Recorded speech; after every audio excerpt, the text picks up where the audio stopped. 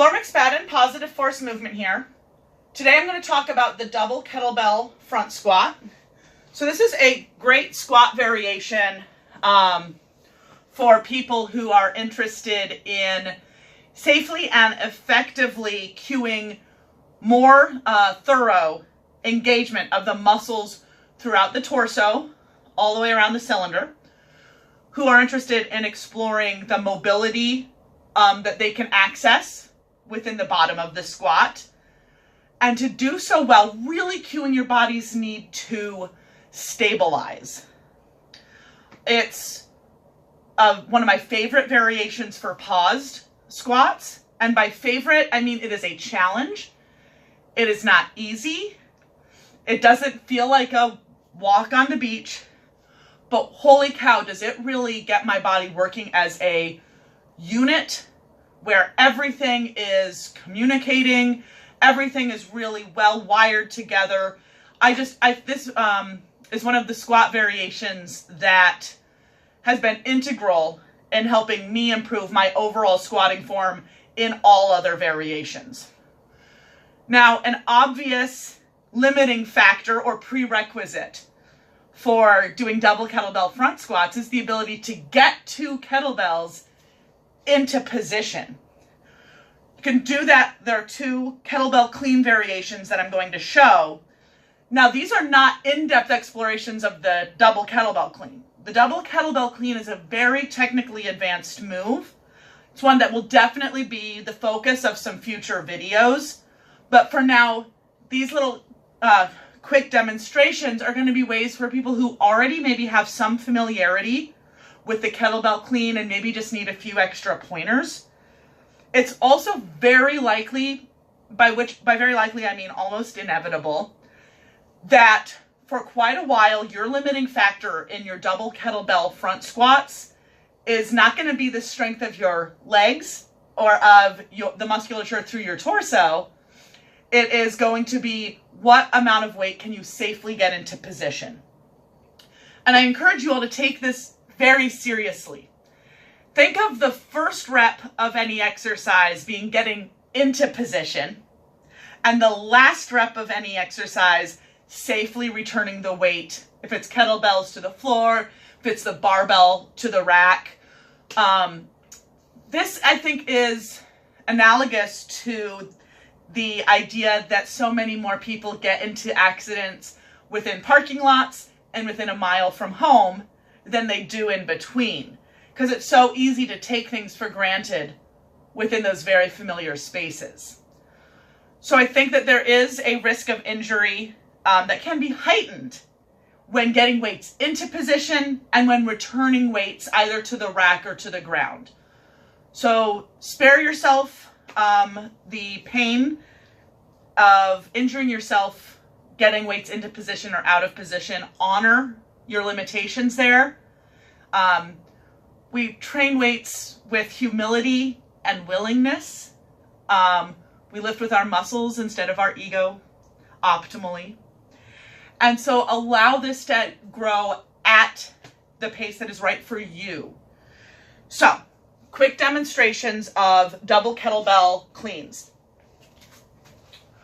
When I start with the traditional double kettlebell clean, I have the kettlebells angled so that the handles are pointing towards my midline.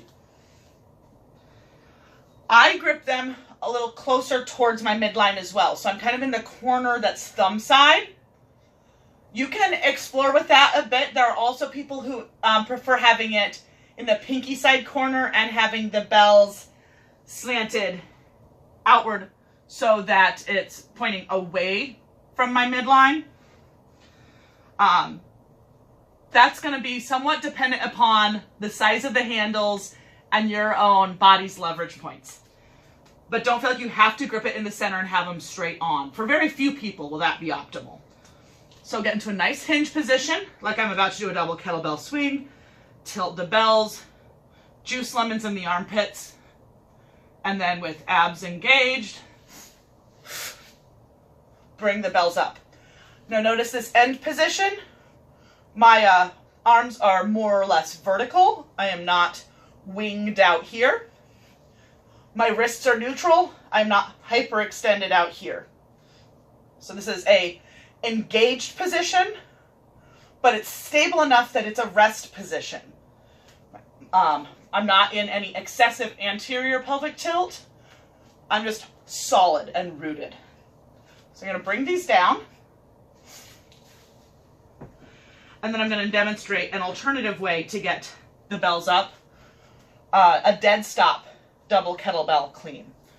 So the dead stop double kettlebell clean, what we're going to do is we're going to pretend that we're in a really cool 1980s double zippered trench coat.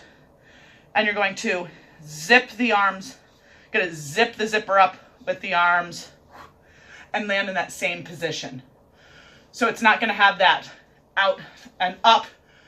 Power's still coming from the hips, but it's more straight up the body, and the handles will line up, and they're going to be right under your center of gravity. Otherwise, most of the other principles stand true. So what that ends up looking like, slightly wider stance than I did in the traditional clean, still going to that back of the hip hinge position, still engaging the lats, and right up like that. Okay, so once we're in this position, and again, notice forearms are more or less vertical, wrists are neutral. We are then going to get into our good squat stance position, whatever is right for your body. Abs engaged. Make the femurs long as you descend. Like I said, you can do some wonderful pause squats here.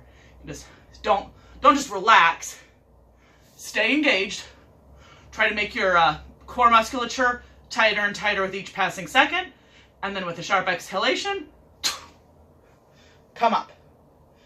You can also do these with at a faster pace than that. Abs engaged.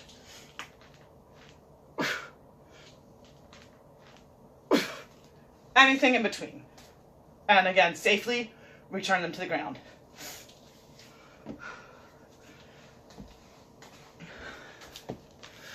So those are a few tips on kettlebell, double bell front squat. If any of that didn't make sense, you have some additional questions, leave me a comment below or send me a message.